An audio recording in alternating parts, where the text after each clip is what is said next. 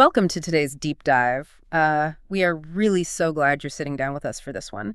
Today, we are taking a seriously in-depth exploration into a really fascinating, somewhat hidden gem of a classic text. Yeah, it really is a gem. It is. It's called The Power of Concentration by Theron Q. Dumont, and it was published by Temple of Earth Publishing.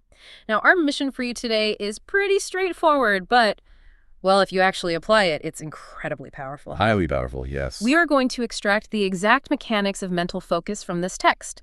And we want to show you how to use them as a literal shortcut to mastering your own mind. We're going to map out exactly how directed thought shapes reality. Right. We're going to pull out some truly bizarre but honestly brilliant practical exercises for you to try. Yeah. And ultimately, we want to help you upgrade your daily focus without making you feel completely overwhelmed by information overload. Because that's the trap, isn't it? Yeah. It really is the perfect antidote to the modern scattered mind. What Dumont does in this text is he strips away the vague, frankly unhelpful advice we usually hear about, just paying attention or trying harder. Yeah, the usual self-help fluff. Exactly. Instead, he presents this highly mechanical, systematic approach to the human brain and to our willpower. He's incredibly precise about how energy works within the body and the mind. He treats focus not as some abstract concept, but as a tangible force. And look, I have to say, sitting here in an age of constant distraction, with our phones pinging every 3 seconds and those endless algorithmic feeds we all scroll through, reading a manual that treats focus like a physical muscle you can actually take to the gym is exactly what we need right now. It's extremely refreshing. It really is. So he starts right out of the gate with this core philosophy that every single person has 2 natures inside them. It's this constant internal tug of war going on. A battle, really. Right, a battle. One nature wants us to advance, to push forward, to achieve the things we know we're fully capable of doing. And the other nature, well, it just wants to pull us back into laziness or old comfortable habits or basically the path of least resistance. The easy road. The easy road. And Dumont says the only thing, the absolute only thing that decides which of these 2 natures wins the battle on any given day is the will. Okay, let's unpack this for a second. Why do we so often lose control of this inner battle? Why does that pullback nature seem to win out so easily for most of us? It's the central question of the whole book, isn't it? Dumont points directly to what he calls our untrained autonomic faculties. Autonomic? Yes. He argues that a lack of concentration isn't just some accidental quirk of your personality. And it's definitely not a moral failing. It is actually a functional deficiency in the brain's motor centers. Or it's the result of a mind that has been allowed to become entirely impulsive and emotional. Wait, just to clarify for everyone listening right now, when he says autonomic faculties, is he talking about the things our bodies do without thinking? Like breathing or keeping our heart beating? Not quite in the strictly medical sense of the autonomic nervous system, though the concept is definitely related. He's using it to describe the parts of our mind that have basically been left on autopilot. Got it. When those self-regulating faculties, the brakes on your impulses, essentially, are weak, your appetites and your fleeting emotions just have full swing to do whatever they please. You react to everything and control absolutely nothing. You're just at the mercy of it. Completely. Yeah. And he uses a brilliant analogy here. He compares human energy to a steam engine. I love this part. It's great. He says if you try to run a steam engine with all of its valves wide open, what happens? It simply stops. It loses all of its motive power because the pressure can't build. Right. In our daily lives, things like sudden excitement, anger, sarcasm, anxiety, erratic emotions, they are exactly like those open valves. They literally bleed out your vital nerve force. That is just fascinating. He calls it vital nerve force, which, sounds very early 20th century. But today, we might look at that exact same phenomenon through the lens of, say, cognitive load or dopamine depletion. Oh, absolutely. The terminology changes, but the mechanics are identical. When you spend the first hour of your day getting outraged at something on the internet, Yeah. you are opening a valve and bleeding out the literal energy you needed for your actual goals. Precisely. You are exhausting yourself before the real work even begins. Yeah. And when you waste your power like that, Dumont says you severely injure your chances of success. You become what he calls non-magnetic. Non-magnetic. Yes. People who constantly leak their energy through irritability or hyperexcitement never develop the finer, grounded qualities that draw success to them. To use your full amount of steam, you have to actively close those valves and direct all that generating mental pressure toward one single end. I really like that steam engine comparison. It reminds me of another analogy that fits Dumont's view of an uncontrolled mind. It's like a person firing a gun before they are actually ready to shoot. Oh, that's a stark image. Right, just waving it around and pulling the trigger. If you do that impulsively, you're completely wasting your ammunition, you miss the target entirely, and honestly, you're endangering everyone around you. That's what we do when we let our energy just explode in a fit of temper or a spiral of anxiety. We just waste the ammo. That's a very vivid way to visualize it. Yeah. And if wasting that energy is the core problem, the obvious next step Dumont takes us to is how we stop the leak. How do we build the internal scaffolding to keep those valves closed? Which brings us directly to habits. Because if we want to conserve energy, we have to look at our daily routines. Yes, Dumont has a highly mechanical take on habits. He refers to habit as an economizing tendency of our nature, or a labor-saving invention. A labor-saving invention, I like that. When we form a habit, it requires significantly less mental and material strength to perform an action. For example, he mentions a chauffeur. A chauffeur needs the physical mechanics of driving the car, shifting gears, hitting the brakes, turning the wheel to be totally habitual.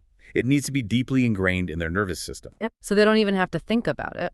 Exactly. Why? Because if an emergency happens on the road, they have to be able to react completely automatically. If they had to consciously think, okay, I need to move my right foot over to the brake pedal right now, it would be far too late. The habit saves the mental energy for the actual emergency. There is a quote from the text that really struck me on this exact point.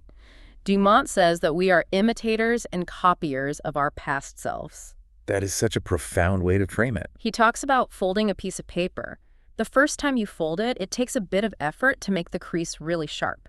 But every fold leaves a permanent crease, making it that much easier to fold it the exact same way the next time. Our brains are that piece of paper. What's fascinating here is that Dumont believes physical movements and mental focus are permanently linked. You cannot separate the mind from the body's posture. They're one and the same. Yes, he argues that you cannot possibly have a wandering, scattered mind if your body is perfectly still.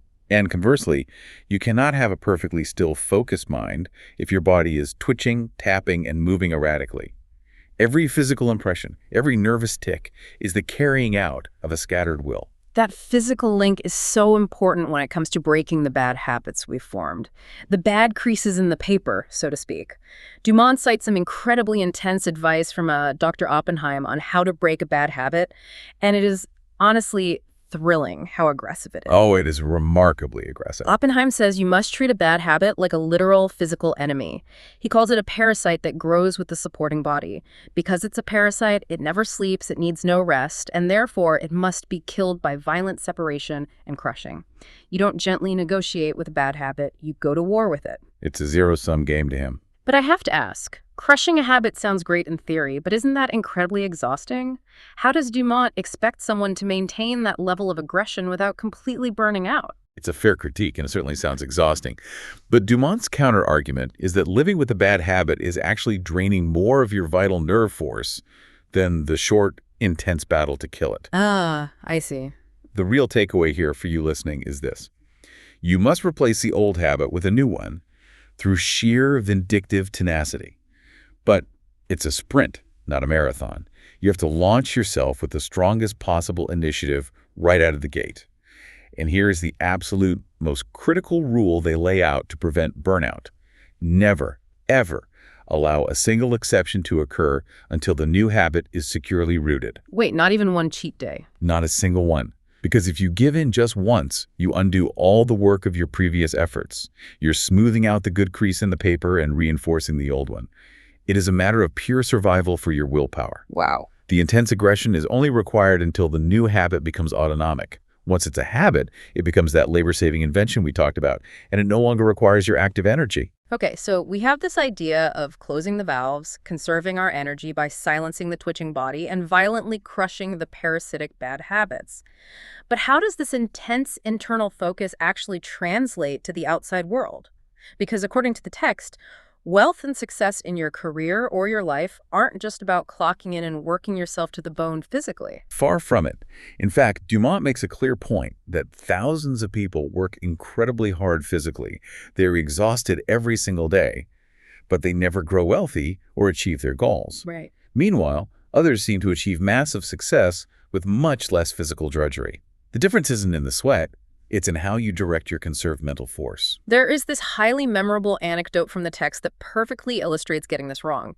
Dumont talks about a man who walked an hour to work and then an hour back home every single day in all kinds of weather just to save 10 cents on streetcar fare. A classic misdirection of effort. Completely. And Dumont points out the absolute tragedy in this. Yes, the man saved a dime, but he completely wasted his vital energy and an hour and a half of his precious time.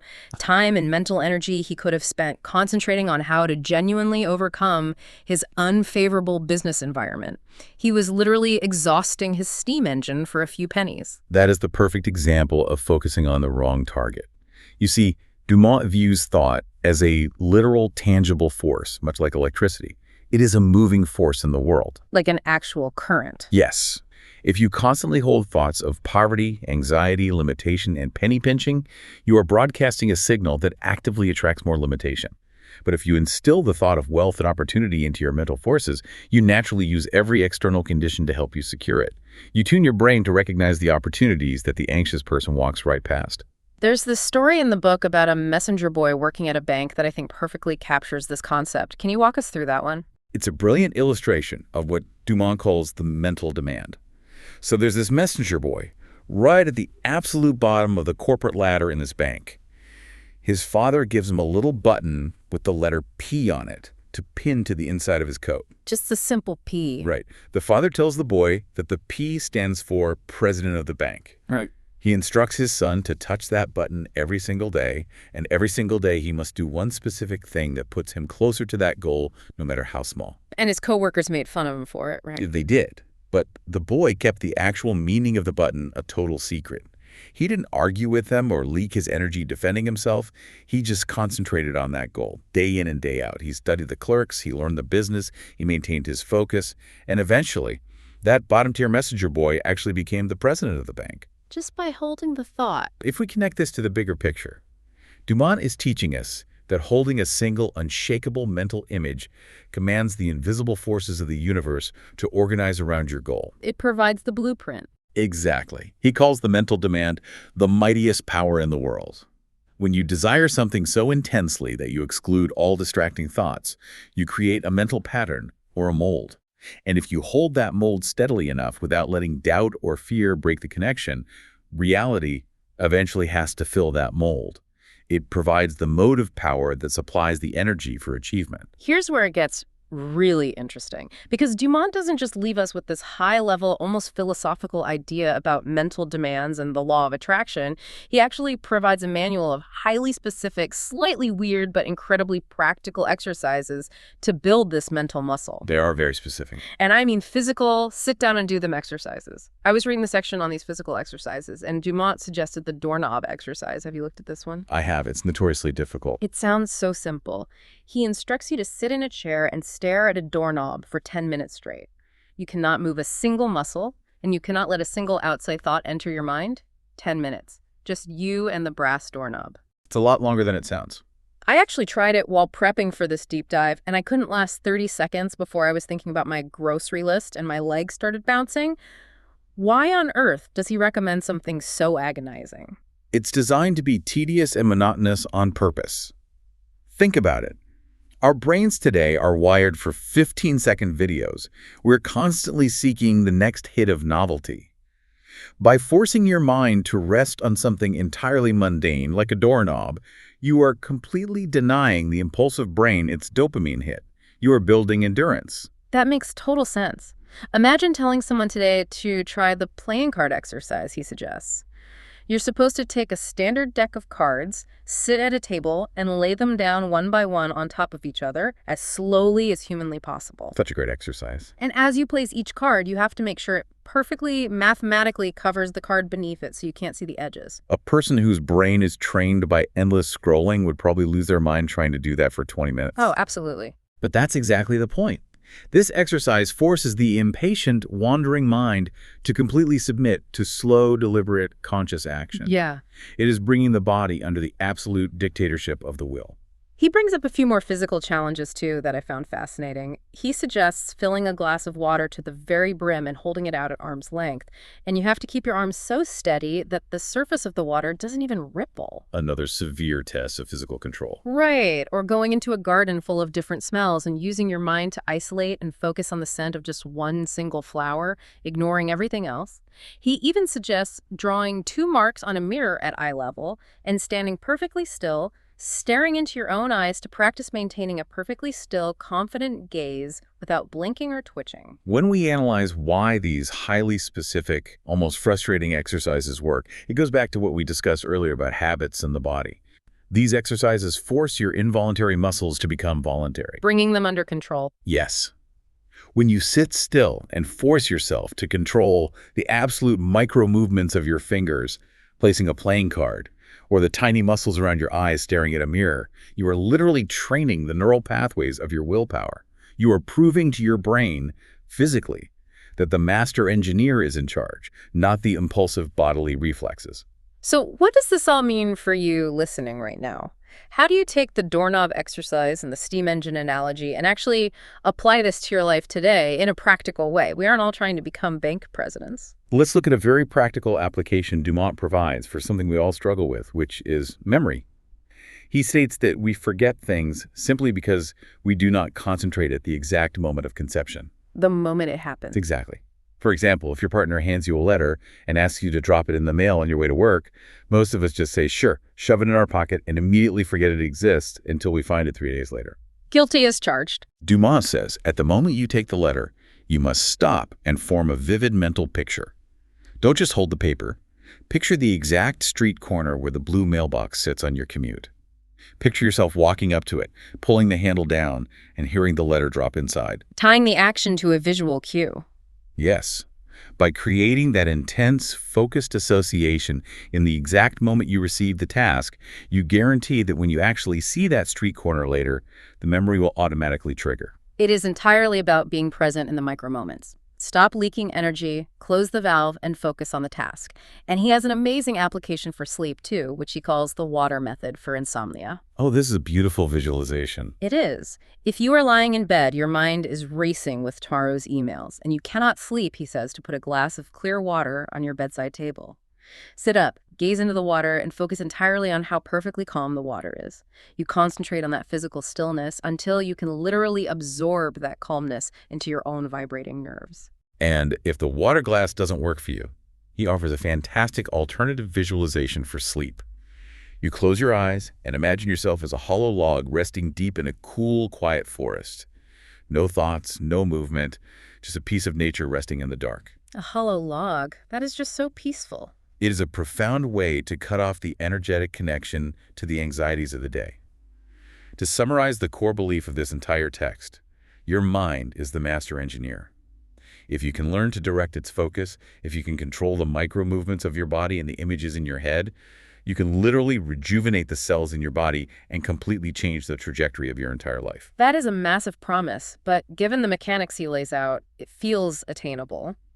To bring this deep dive to a close, what we've really learned from Dumont is that true concentration isn't just about reading a book faster or working longer hours at your desk or forcing yourself to stare at a screen. No, it's not about brute force. It is about fundamentally closing the valves of your mind to stop leaking your vital energy through petty anger, endless worry, and physical twitching. It is about gathering all that conserved energy and pointing your entire being, body, and mind toward a single, deliberately chosen target. This raises an important question, and it is something Dumont himself pondered at the end of the text. In the book, he writes about attending an inventor's banquet, where the men were predicting the future. Remember, this book was written in the early 20th century. Right, the technology was completely different. These inventors predicted that one day there would be wireless telephones that could allow a man to talk to a submarine 40 fathoms deep and 1,000 miles away. The radio was just coming into its own, and Dumont made a stunning argument based on that new technology. What did he argue? He said, if human beings can invent a machine of metal and wire to send invisible messages across the world, then the human brain can absolutely do the exact same thing. He predicted that in the future, successful business leaders wouldn't just manage people physically. They would use mental control to telepathically broadcast dominating positive thoughts into the minds of their employees, inspiring them to work better and harmonizing the whole environment through unseen mental vibrations. It's fascinating to see how the invention of the radio in the early 1900s influenced Dumont to think the brain was literally broadcasting radio waves. Whether you view that as literal metaphysics or just a really potent metaphor for the vibe or the culture a leader brings into a room, the core takeaway completely holds up. It truly does. It's a wild, powerful concept to leave you with. So we want you to ponder this final idea as you go about your day to day. Are the thoughts you are broadcasting right now shaping the people around you? Are your internal complaints and anxieties leaking out, opening those steam valves and infecting your environment? Or are you broadcasting confidence, focus, and poise? What kind of wireless signals is your mind sending out into the room right now? Thank you so much for joining us on this deep dive. We highly encourage you to grab a deck of playing cards tonight, sit at your table, and try laying them down as slowly as possible just to see who is truly in control of your own hands.